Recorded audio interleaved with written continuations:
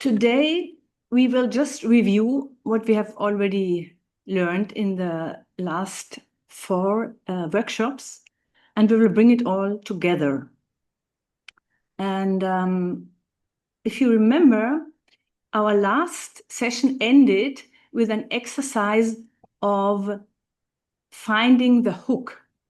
So we looked at how victim consciousness can keep us trapped with our own stories, if only that would have happened. So the tendency of the victim is to blame others, to complain, and these are the chains which hold us in place. And in that exercise, you took a moment to reflect, and you identified an area where you feel stuck or frustrated. And that was the hook or the trigger. That is the story we are telling ourselves to feel better. And these external blames keep us from reclaiming our power. And in that moment of recognition, something shifts. And that is what we are focusing on, the awareness. The awareness and the observation is the first step into freedom. Therefore, it is very important. We may intellectually understand it, but we are practicing it in our circles because it's really important that we embody that and we feel that. We have to feel the shift from external world to internal world. And that's why today we are looking at it more closely from different perspectives. We're repeating what we have already done to really anchor it. So the question which is left now is why it is so hard to see the hook in the first place. Why do we get caught up in these patterns of blame and reactivity? And why does it feel so compelling if we are in that state, so real? And even more importantly, what is happening in our consciousness at that time when we are hooked? So today we are going a little bit deeper and we explore the science behind that shift, the neuroscience of consciousness. Because there's a reason why we get trapped in the victim consciousness and in this controller mood. And why this hook feels so real and inescapable once we are in that space. And that is also the reason why in the previous workshop, we did the exercise with the egregores to understand what is happening energetically and how we can unhook. So it is not just psychological, it is also neurological. Because when we are hooked, our brain is operating in a very specific frequency, a very specific state of consciousness.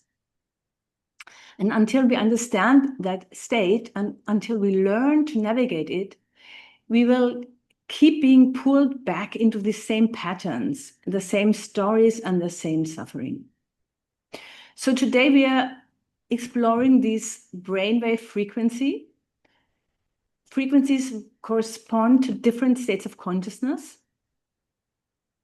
We look at the beta consciousness that keeps us trapped in the victim modes and the higher states that open the doors to expanded perception.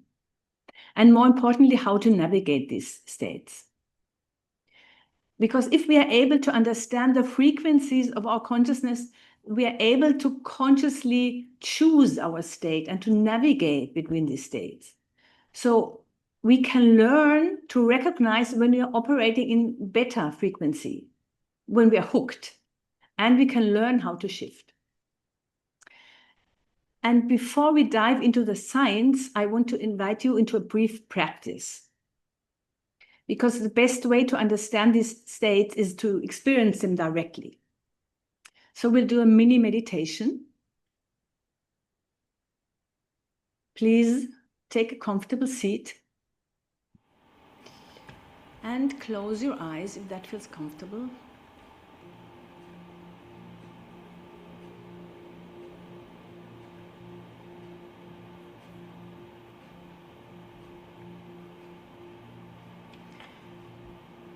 And take a deep breath in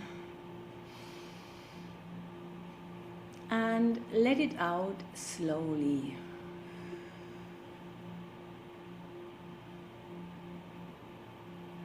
Continue breathing deeply in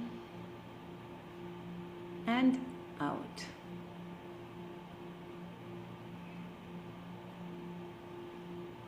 And as you relax, without trying to change anything, simply notice your current state. How does your body feel right now?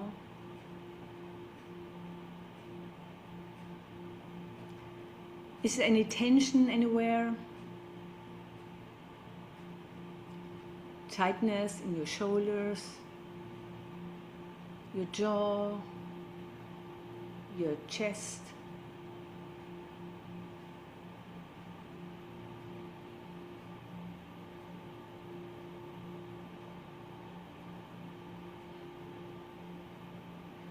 What is the quality of your thoughts?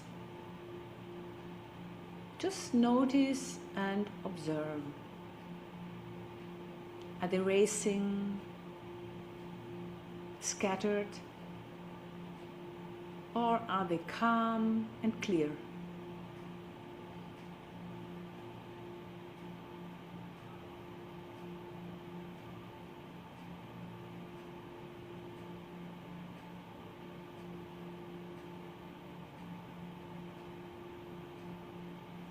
And what is the quality of your energy?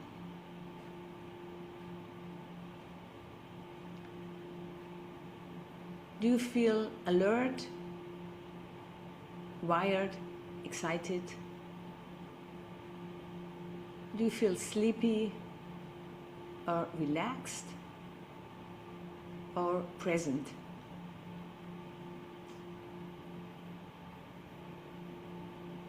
And there's no right or wrong answer here. We're simply noticing and becoming aware of the state we are in.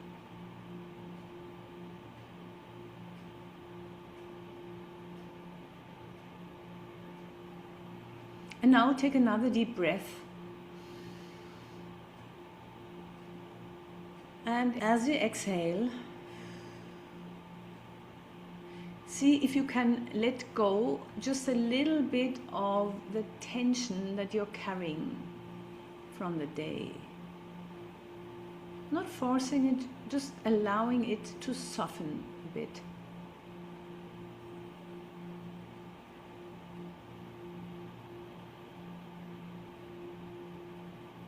And one more breath. And this time as you exhale, imagine that you are releasing not only the physical tension but also mental tension. No need to figure things out.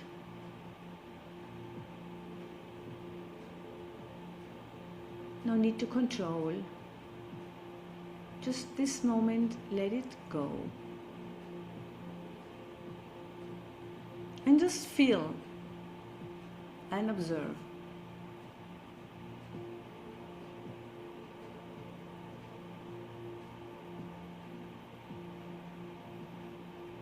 Good.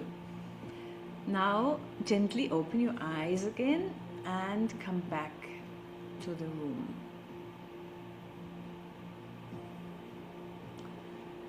So what we just did is a simple act of noticing your state and consciously shifting it. Shifting it into a lower, more relaxed state, a lower frequency. And that's the foundation of what we are going to do today.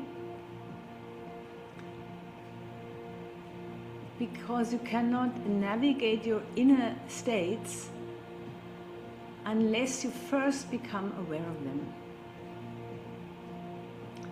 So let's dive into our session today, and I'm going to share my screen. So we are looking at consciousness and neuroscience, how the brain waves are related to the different states of consciousness. And that is the shift from outer to inner perception.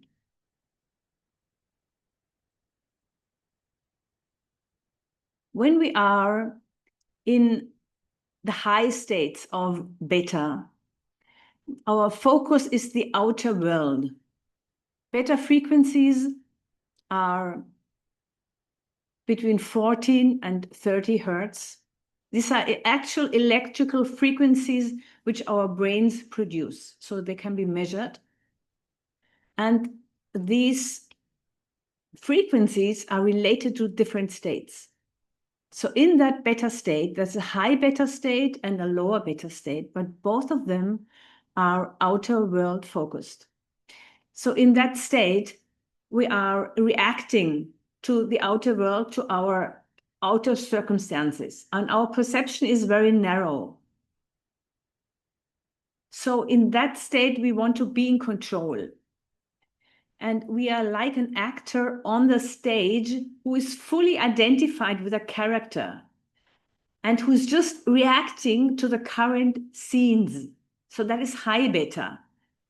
And when we are in the victim state, what we experience with a hook, then this is what we experience. We identify so much with a specific situation, the character, that we are not able to see a broader range. We cannot see a different perspective. We are stuck in that victim state. And when we are in normal beta, then we are still in the outer world focus, and we are caught in our scene when we're trying to manipulate it. So we are trying to control the outer circumstances, and that is the controller or the achiever state.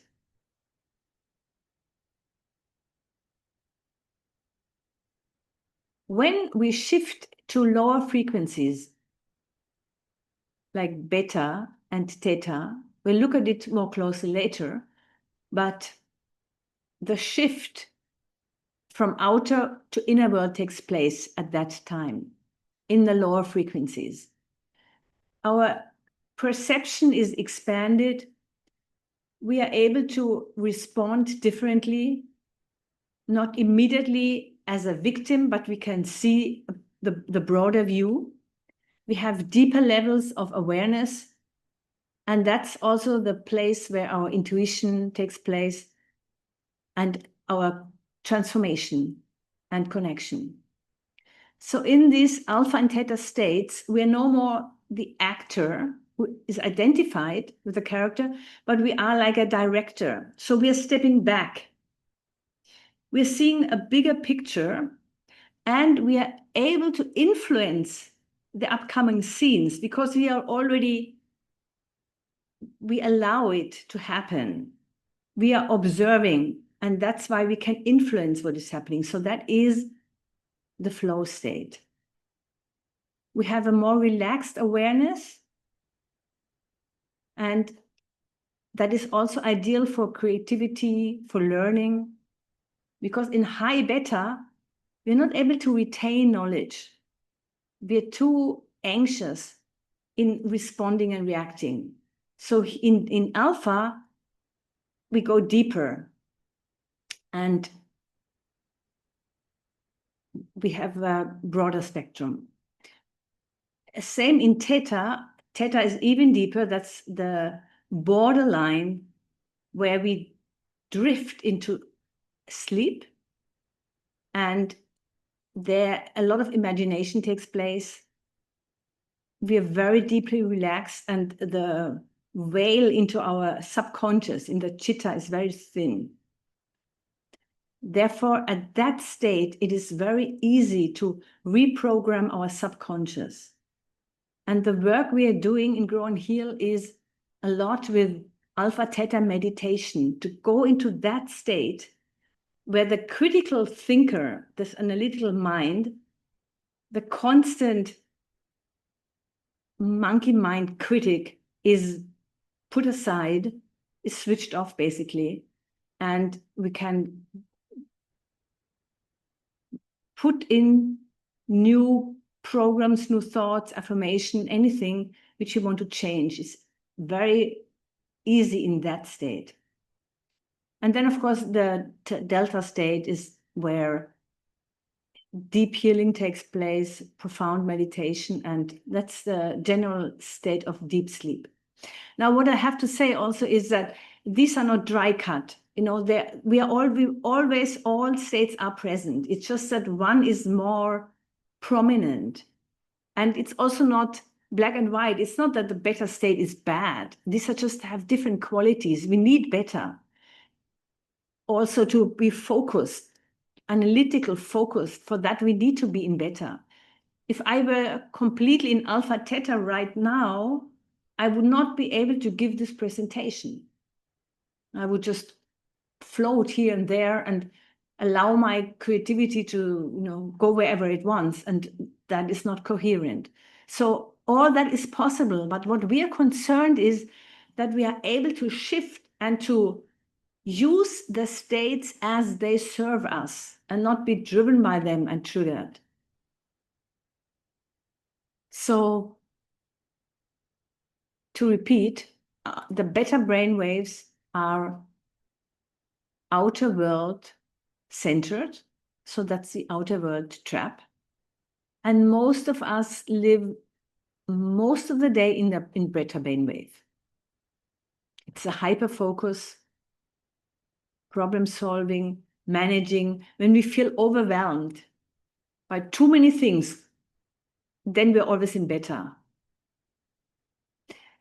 Which is okay if we have to urgently react. That's like nature has provided in that way. If I'm suddenly attacked by a wild animal, I have to immediately react and run and shift and whatever, flight or fight.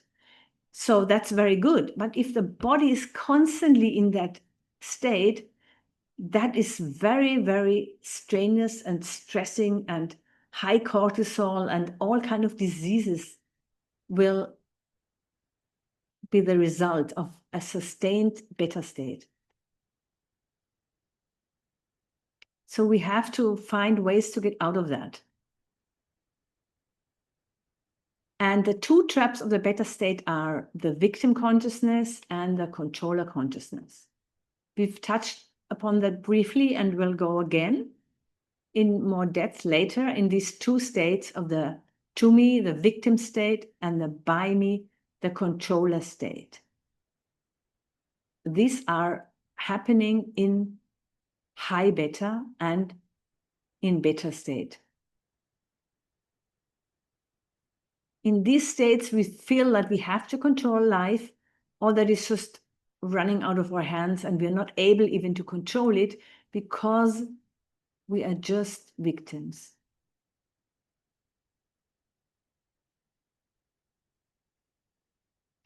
So the gateway to the inner world is alpha and theta. And by lowering our brainwave frequency, we can make that shift. So alpha is a very relaxed state where we are still alert. That's why it's very good for learning, for intuition. And also peak performances happen in alpha, also in gamma. Gamma states are also peak performances, but we are not concerned with that because that is not really possible to program or to do consciously.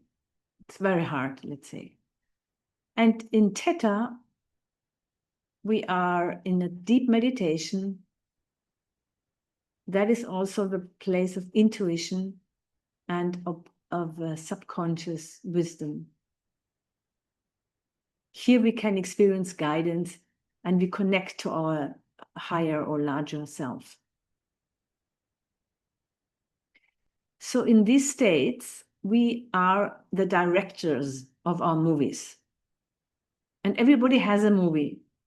You know, we may have a drama movie, we are constantly in dramas, or maybe you know people who constantly have a drama in their lives, or a tragedy, maybe a comedy. But there's a difference whether you are the character in that and you are just, it's just happening and you have no control, or whether you're the director stepping back and watching the scenes unfold and influencing them. So that is the shift from human doing to human being. So the center of gravity is what is important here. The center of gravity in the doing is the outer world. That's the stressed state where we react, external focus. And the human being is where we don't have to do much. We just are. So our center is the inner world, and that is peaceful and present. And that is the flow state. And the beauty is that when we are in the being state, we are even able to do more because we are aligned. We're not trying to push against the natural flow. And we can use binaural beats, as you have already experienced, and guided meditations to get us from beta into alpha states. Binaural beats are very easy to use and to bring us into that state. And we have previously spoken about it, so I'm not getting into the details of how it works. The brain produces the frequency in which it vibrates, so a low frequency of alpha or theta, through these different frequencies in each ear. So the brain naturally synchronizes and responds to the external frequencies. Alpha is 8 to 10 hertz, and theta is like 4 to 6 hertz. So they shift your brain state. And that is like tuning into a radio station at different frequency. And you feel the shift from reaction and exhaustion and feeling stuck to relaxation, presence, and flow. And when you practice it regularly, then your nervous system learns to access these states more easily. So the more often we do that, the easier it is getting for us. And ultimately, we can get into these states without any external stimuli, external frequencies. And then alpha can become your natural default state, flow and ease and aligned action. So before we get to the next point, let me just ask you if so far what we have discussed is clear. Is it making sense? I have to just give a sign in the chat. Okay, okay, okay, good. Okay, thank you. So, okay, yes, yes. Because when I look for alpha meditation in the internet, I see 350 hertz. Yeah, so that is what you put in. So you can measure it differently. What your brain produces is the 6 to 8. So that is what your brain produces. Okay. And what you from outside, yeah, that's different. Yes. Dadaji, yes. So only this, using this headphone with bioneural, you can create these things, or there are some other ways you can also get, I mean, where do you get this alpha, or something which you already sent and we Yeah, I'm practice on sharing that? all the meditations which I have shared with you so far. They all use, most of them use binaural beats, and they're all in alpha and theta, all of them. So that is that's what we're doing. And I have also shared with you the alpha track in the circle to practice, so that we are practicing in the circles. But yeah, I mean, my focus is always on alpha theta. Okay. As soon as I get my headphone, then I will start practicing. Yeah, you them. need headphones for that. Yes. Okay, thank you. Okay. Yes, Malika? So I was wondering when I saw the frequencies next to each other, beta, alpha, theta, and delta, and what it is related to, somehow in my mind came if that is kind of a natural flow of the day also, that in the morning we're sleeping, then we get up, we are still kind of not fully there, then comes a phase which is good for with strong meditation, then the day comes where we get more active, and then in the evening it's, I don't know, in the morning I experience it like that, in the evening I wonder maybe it would also go naturally down again like this. Is that something you... Exactly. That's exactly the reason why it's recommended to do meditation in the morning. That's the best. So that is a very fruitful state. When we wake up, we are in theta, and that's a perfect state to program our day. That's perfect. I mean, I do that every day. You just wake up, and at that moment, you can very powerfully influence your reality, basically. That's really the creator state. And then that's a natural shift. So from delta, deep sleep, you get into the dream state. Theta is all the dream state. All the dreams happen in that state. And the shift from sleeping to waking, and waking to sleeping, is always through theta. And then you're in the alpha, you're still very relaxed. You're not yet bombarded by all the to-do lists and thoughts of the day. So that's why when you do your meditation in the morning, it's very easy to be in the alpha state. Whereas if you do it in the middle of the day, it's much harder. Yes. And in the evening, again, you wind down. And then again, it's in the sandhya state, between when the sun sets, in these between states, very powerful to do meditation then. Okay, thank you for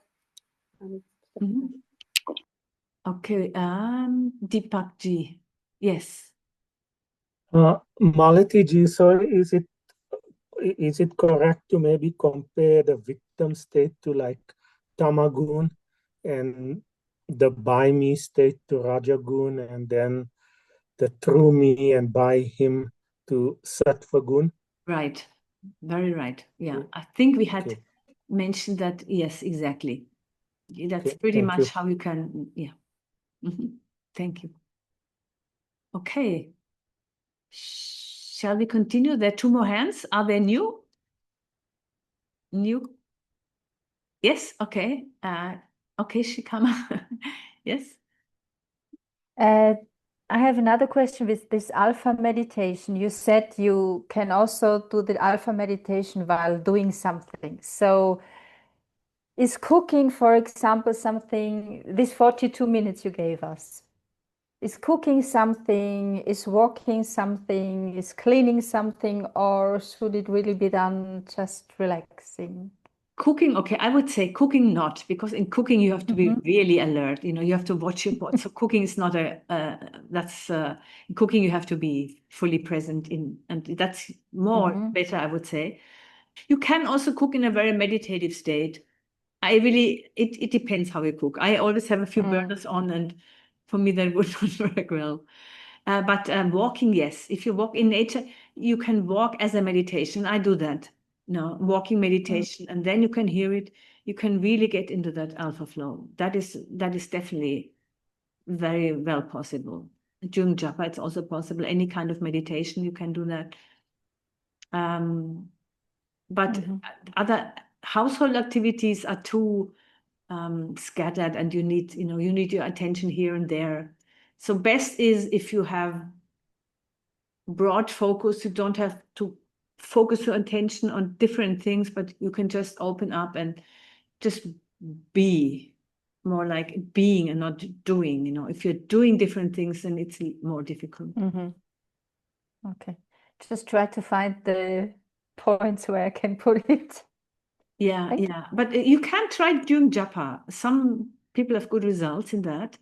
So just try it out if it works, because that helps also the focus on the concentration. It's a very relaxed focus.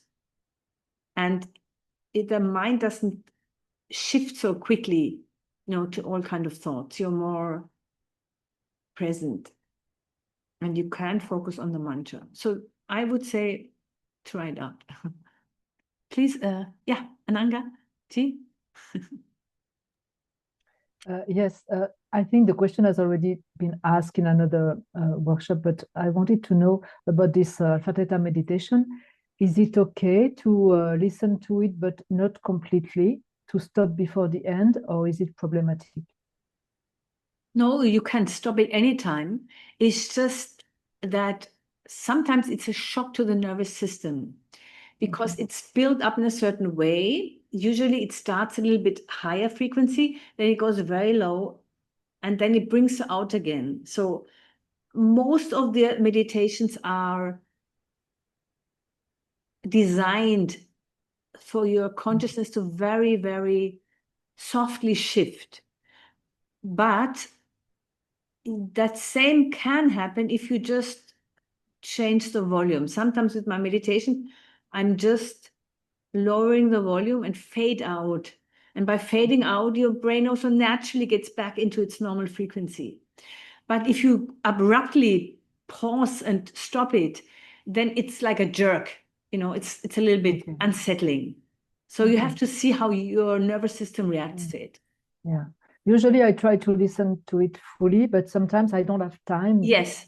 So okay. Then I would just suggest you just fade it out, just slowly, and don't get up immediately. Just for a few moments, try to prepare yourself for the outer world. Otherwise, it may not be very pleasant. Okay. Thank you. Yeah. Okay, we have one more hand. Purushottam Prabhuji. Yeah, I have a little different question. Now, I guess maybe age or whatever reason is, I get only in 5 hours or 5.5 hours, I feel like fully satisfied. If I don't even set my alarm clock and thing, when 5 hours is finished, I get up and I'm feeling fresh and everything. So will it make difference if I need a 7-hour sleep to get this taste of binaural, or I can be satisfied with 5 hours sleep or something? Yes, whatever. That's wonderful. If you don't need so much sleep, it has nothing to do with that. You can, use it. It doesn't make any difference. Oh, okay. Thank you. Thank you. Okay, good. So I'm going to get back, share my screen. So now there's something very interesting.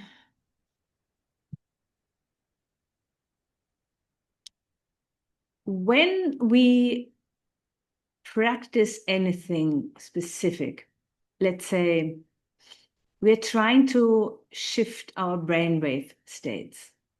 Now, how do we do that? Okay, we can hear the binaural beats, but it is not so easy to get to that point.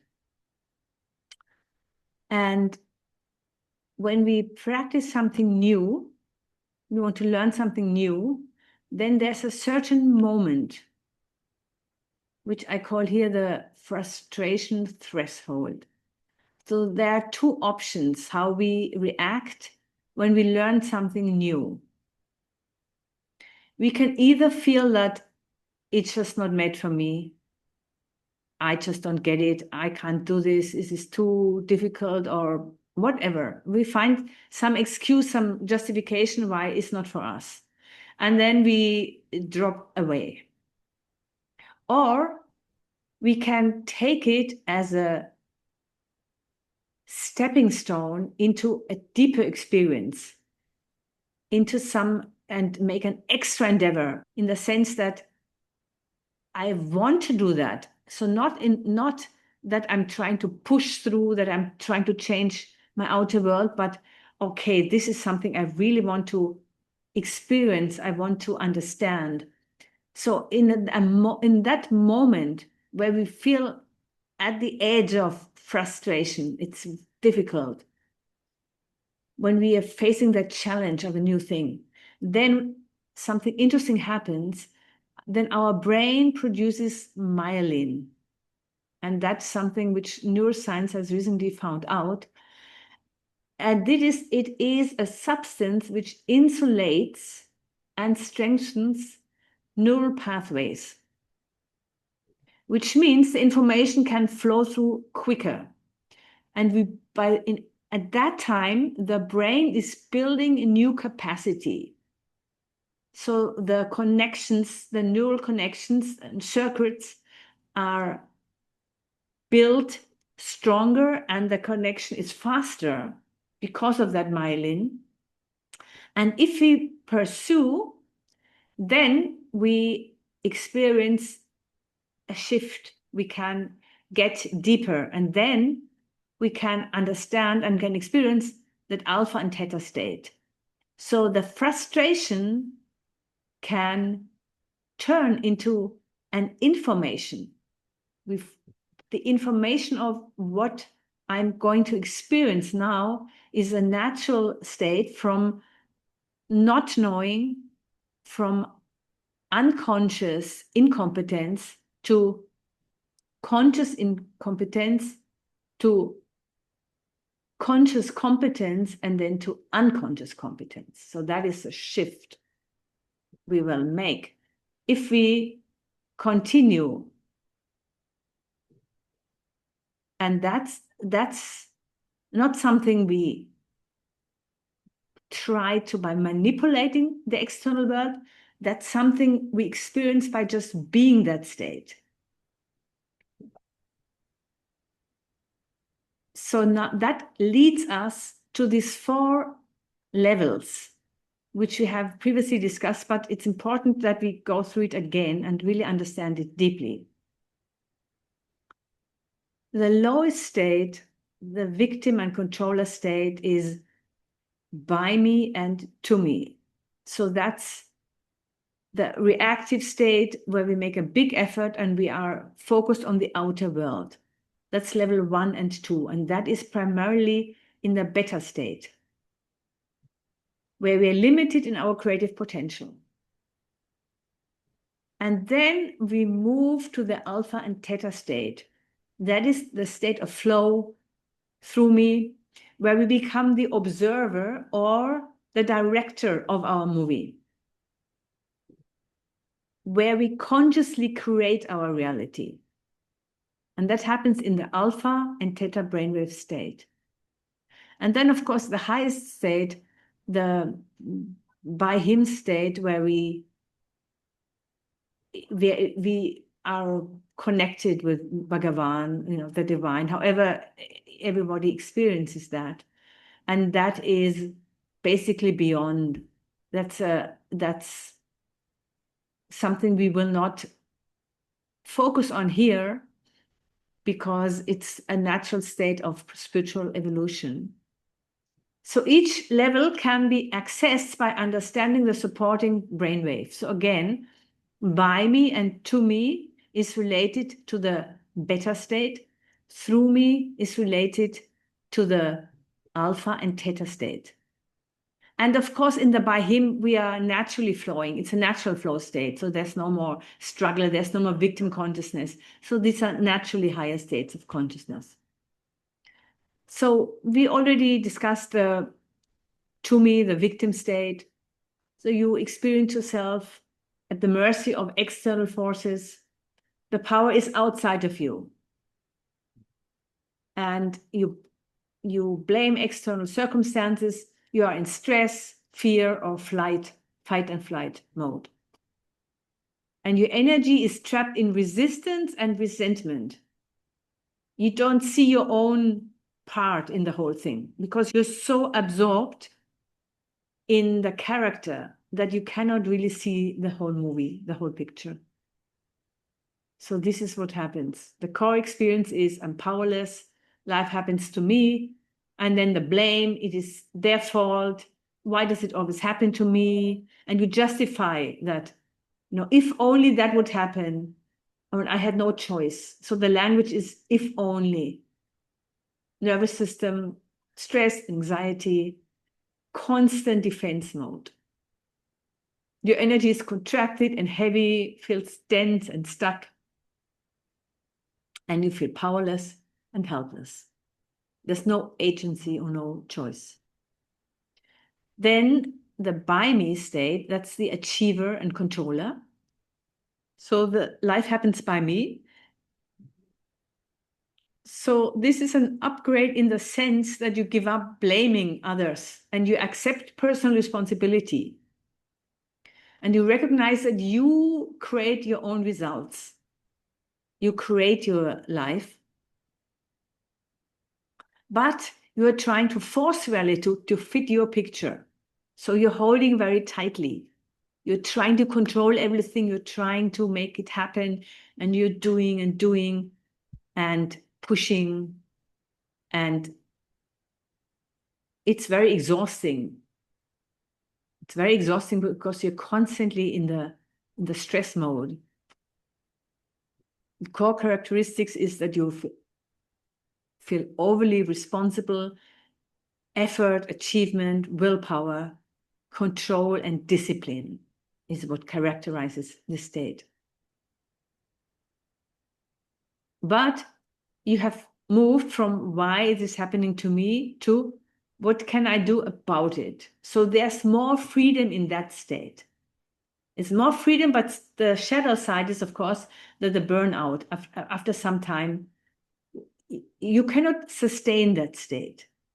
Perfectionism, you're not able to rest because you believe that all depends on you because you're controlling everything. So you feel empowered, but it's exhausting. You have agency, but you're primarily operating through force and not through power or flow. So the core experience is that I'm creating my life through my own choices and responses. And you feel that you can influence this outcome. You have choices. Your nervous system is engaged and active. You're in the problem-solving mode, focused and mobilized. This is all very good. I mean, we need that. We need that, but we cannot constantly be in that. So important is really that we are aware of it. When does it serve me? When can I use it to achieve something? But then when should I switch into another mode? Of course, not the victim mode. And if we glide into the victim mode, which is possible, then we should also be aware of it. So the awareness is the most important thing here. And that happens by constant observation, by stepping back.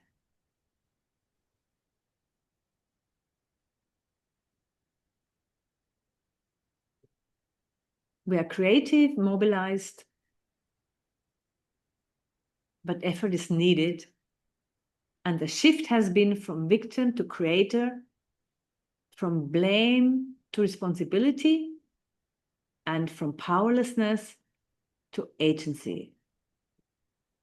And then we get to the through me state, which is where we get into the inner world focus. So there we are like a channel, we are in the flow state. So that is where life happens through me. So we still maintain the responsibility, but we give up the need to control. And we become a channel for something larger than our personal will. There's more observation. And now we can choose the genre of our movie.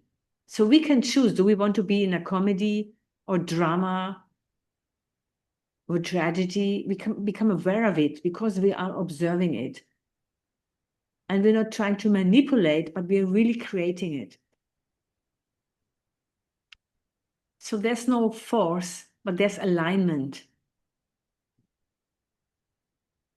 And we have the trust, the deeper confidence that we are supported. We live in a friendly universe, that life is working with us and not against us. And we respond to the outer world appropriately. That means we deal with the outer world, but our center is the inner world. Our nervous system is calm, but alert, and receptive, but still responsive. So that is the leap from doing into being. And this is something which has to be experienced, which is happening naturally when we start shifting into these different brainwave states, when we start observing, because we cannot force it. It's not going to happen by our will, by our endeavor. It's a natural process. So the experience is that something greater is working through me, and there is trust, surrender. We are not in our way.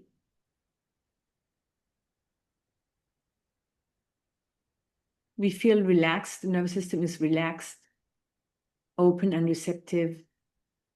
Our energy is expansive. We feel connected with other people, with something larger, with the whole universe. And synchronicities appear in our life because we feel that effortlessness. So that is a shift from doing to allowing and being. From effort to grace. And from the separated individual to the connected whole. We don't experience ourselves as separate, fighting for ourselves, but we see others as, we see everybody as part of the whole. We see that we're all connected in spirit, and especially as devotees, this is very important to really understand that we are all parts of Bhagavan, and we all serve the same bigger, the whole. And then, of course, the level by him is the oneness in love. Life happens by Bhagavan's will. We are inseparable parts of Bhagavan, united in love and in service, and we align our heart with him.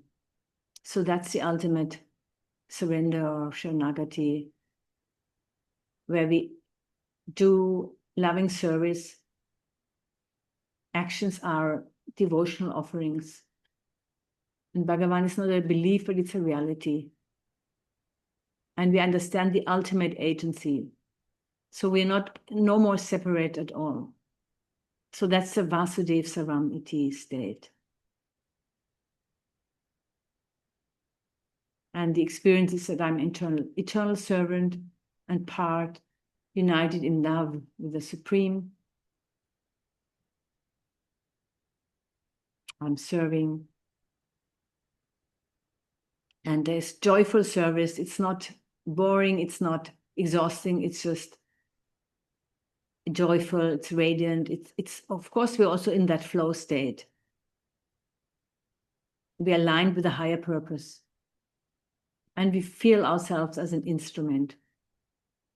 We shift from seeking to serving.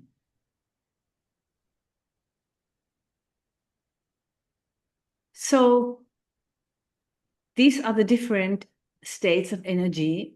So we have seen the reaction state, the contracted state, then the control state, and then the alignment state, which is the flow state.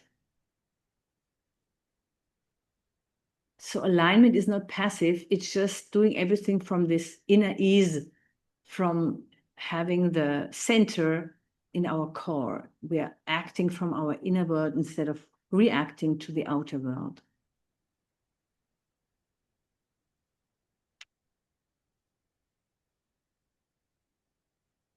Now, if we are able to see what is happening to us as a feedback and not as a punishment, then we're able to make the shift by understanding that whatever happens, happens for a reason for us, as a lesson, as a feedback, and as an aid to transform.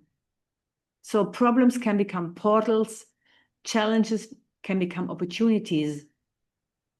And that is the empowered state, where we shift from victimhood to empowerment. And we have the choice. When we are frustrated in the outer world, then we can either be stuck in the beta state, and at some point we will give it up because we feel that we can't do it. We're not cut out for that. Or the frustration becomes a catalyst to shifting into lowest brainwave states, alpha and theta, and then we can access through that feeling of frustration, the through me consciousness.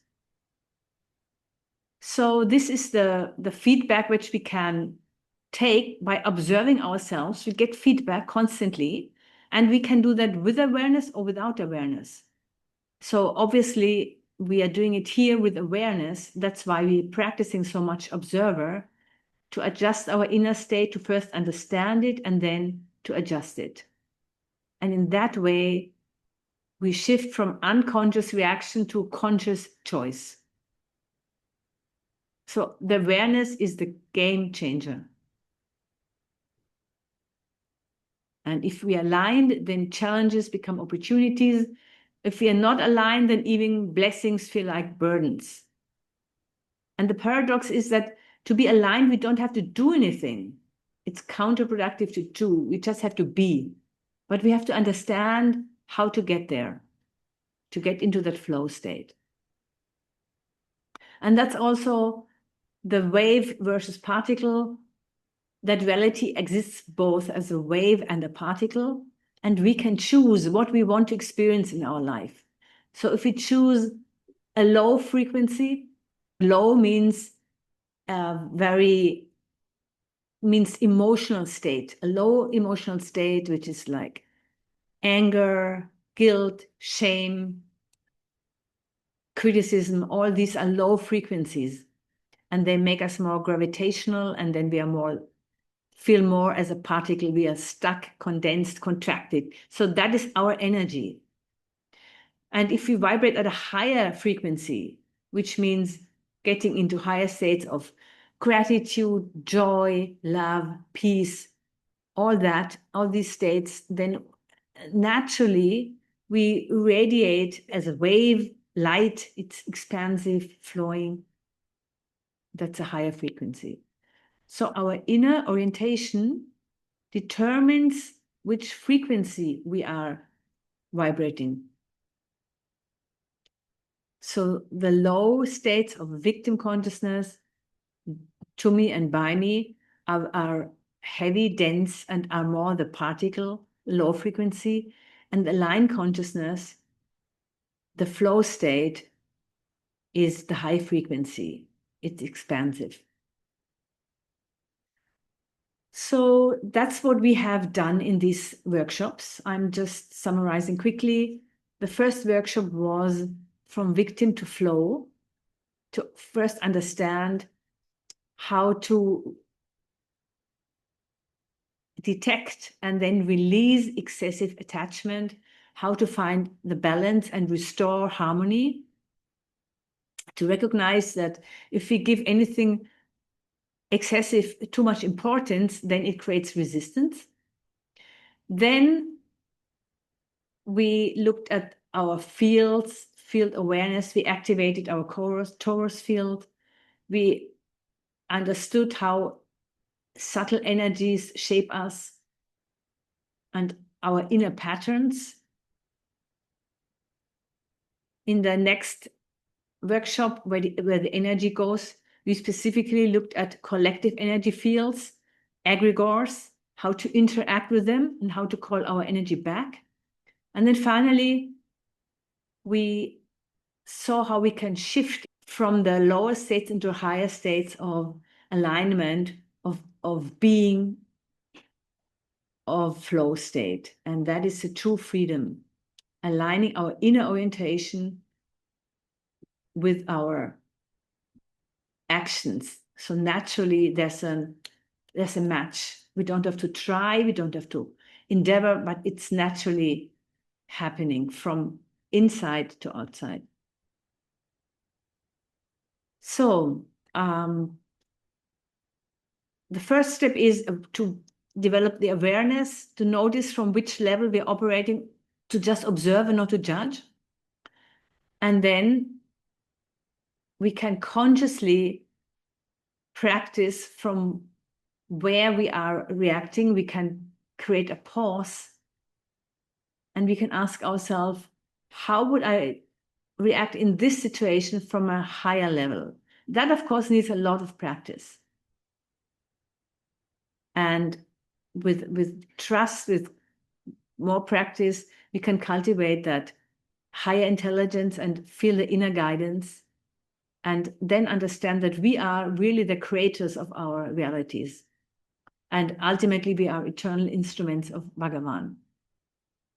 So we can do this as a little, we can start in the morning, do a morning check-in. Where's my orientation right now? And then when we feel triggered, we can pause, look for the hook. And as soon as we observe the hook, just that awareness itself is enough to create the pause between the stimulus and the response. Then we can deflate the significance as we become aware that we put too much importance on something. We lower the importance. We look at things from different perspectives, not like the fly always trying to get out of the window through one way, while another perspective opens the window. And then in the evening, we can reflect from where we operated again. Was it from alignment? Where did we slip into reaction? Not judging, but just becoming aware. So that is basically the transformation. There's no life without challenge, but it becomes purposeful if we understand the challenges and if we can work with them, if we become conscious of them, and then if we can choose which frequency or which level, which agency serves me best at this state. And that's something which it's like a journey which we can practice, and it does need a lot of practice, but it becomes more and more joyful the more we do that. So this was the map for conscious living, and the real work begins when we step back into life and practice that. And for that, we have our circle groups, and we have resources. And by that, I want to end this presentation and thank you all very, very much for joining me on this journey. I'm very much looking forward to continuing with those of you who are in our circles. We are deepening all these practices. We're going through all that and a little bit more. Anybody is still interested in joining the circles, then you can always connect with me. And I would like to ask for any questions at this point before we close this session. Yes, please, Deepakji. Mataji, on the slide where you had the steps in Yes. terms of the different levels, in the flow state, you said it's a channel, whereas by him, you said with the instrument. And I was pondering about this Mm. before you mentioned. I would have thought the true me stage is we are instruments. So I am not able to distinguish Yeah. the differentiation between the channel and the instrument. Yes. No, you're very right. Instrument in the last sense, I meant specifically instrument of Bhagavan, very specifically, because we see as devotees, of course, we see everything is happening by His grace. So we are His instrument, we are His servants, basically. Whereas you can see in the flow state, we are also instruments of a bigger picture but not necessarily connected with the highest level. We are a channel. We can, whatever we want to create, we become instruments for that, but not instruments for the highest. It's like, that's why it's a step. Okay. We want So to. it's an instrument in, like, I would say, at a higher level. Yes. Yes. Okay. Thank you. Yeah. Thank you. Okay. And Monica? So if I understood you correctly, it was that the more aware we are, the higher, I mean, the less beta frequency we have, but the more we go into the alpha and theta one, right? I mean, that's what I understood. And the beta one is kind of the particle one, and the beta alpha is more the wave. But I still want to, I said it briefly, but I want to say it again. It's not necessarily about judging, because that's a danger that we think this is bad. And it's not like that. It's not that beta is not bad. We just have to be aware. That's fine. Yeah, we can, but beta is important. I mean, all this, they have their place. Yeah. Mm-hmm. And, and without beta, as I said, I would not be able to make this presentation. We need beta, for logical thinking, for all our studies, we need beta. But of course, we can also do a lot in alpha, which we do normally in beta. And beta is when it's done specifically to get, we need to do something very quickly. Suddenly, we are rushing into beta, but then we should come down. The problem is only if we constantly stay in this beta mode. And that is the modern way of living. Because our senses are constantly bombarded by so much external stimuli, or the media, or our devices, and that creates the beta stress. So we are constantly in that beta stress, and that is very detrimental for our health, for everything. And ultimately, our brains don't work anymore properly. We have this attention deficiency syndrome, that we cannot concentrate very long on something because we are so distracted constantly. All this distraction happens in the beta state. So beta is good, but the default mode should be alpha. From that, we should ideally operate. And then we can go into beta and we can go into theta, but alpha is the ideal state to get things done and to create. Okay, yeah, thank you for the elaboration and specification on that. So the question which comes up for me is how to relate it to the double slit experiment, because how I understood it there was that in the moment the observer means, I mean, then I would connect that with in the moment the awareness was there, the behavior like particles was there. That seems to be the other way around than what we just heard. When you become the observer, like the director of your movie, and you're in a higher consciousness, in a flow state, then you can choose your reality. That means you can choose what you want to experience. So that is the wave state. But your focus becomes very narrow when you are in the to me or by me state. That is a very narrow state. So that is dense, and that is particle. In the particle state, your reality is fixed to one specific thing. So you see only one thing, and that one thing is the victim, or, it's happening to me. So you only see that specific point. You don't see the whole range of possibilities. So in that sense, it is particle and not a wave. Is it clear? Yeah, like when the measurement is there in the experiment, the measurement is also focusing on observing it, and like that, then it becomes particle. Like when we are very in this beta mood, then it's also more like everything is clear about, like with clear form. We fix it. Yeah, in that sense, yeah. Yeah, okay. Yeah, that works. Thank you. Naji. Hi, Malati. I really liked the presentation today. I'm going to study when you send out the slide deck. I'm going to study the specifically the slides on flow consciousness because I think I have a lot to learn theoretically about what that's like. I just had a small question.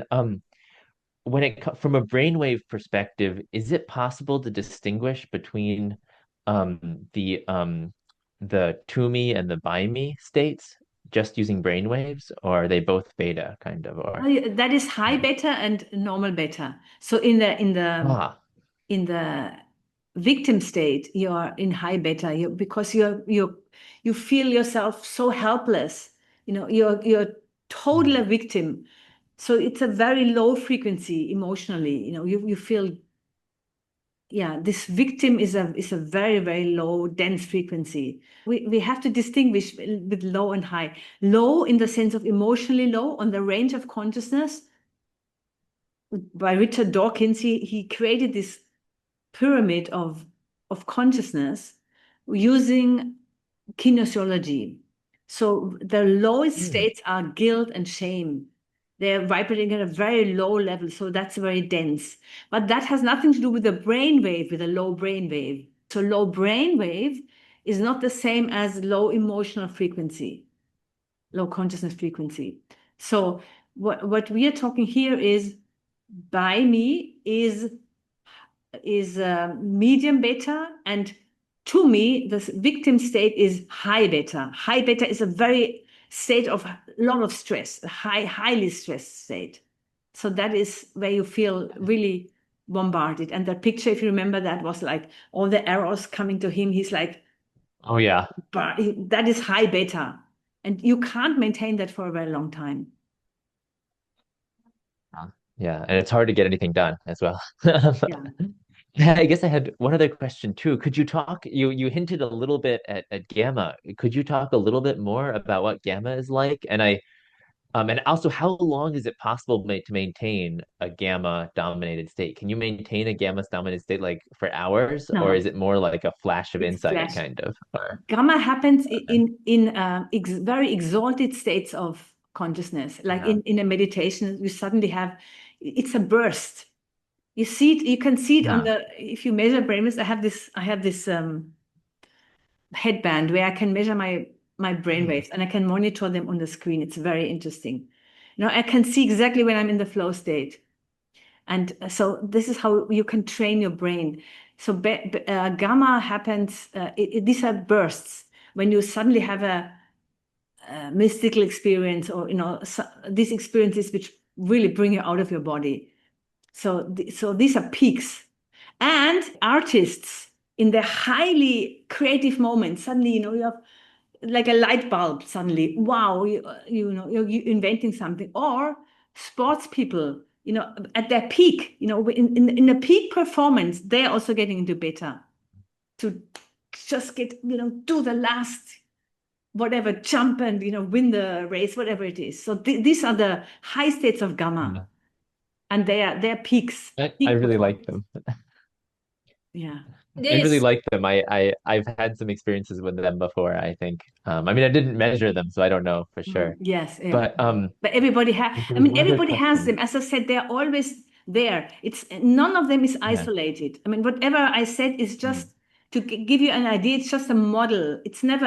They're never isolated. You always have all of them. It's just that some are more prominent. Yeah, the most precise way to think about it would be what's it called? A Fourier transformation. If you can do a Fourier transformation of the brainwave and then see how it's changing over time. Is that kind of what you're getting at a little bit? Or Yeah. But anyway, I have one other question. So is it possible? So I'm kind of, I've been very dedicated to doing the alpha training 42-minute one that you sent out. I've been doing it every day, and I'm going to do it for the whole 30 days.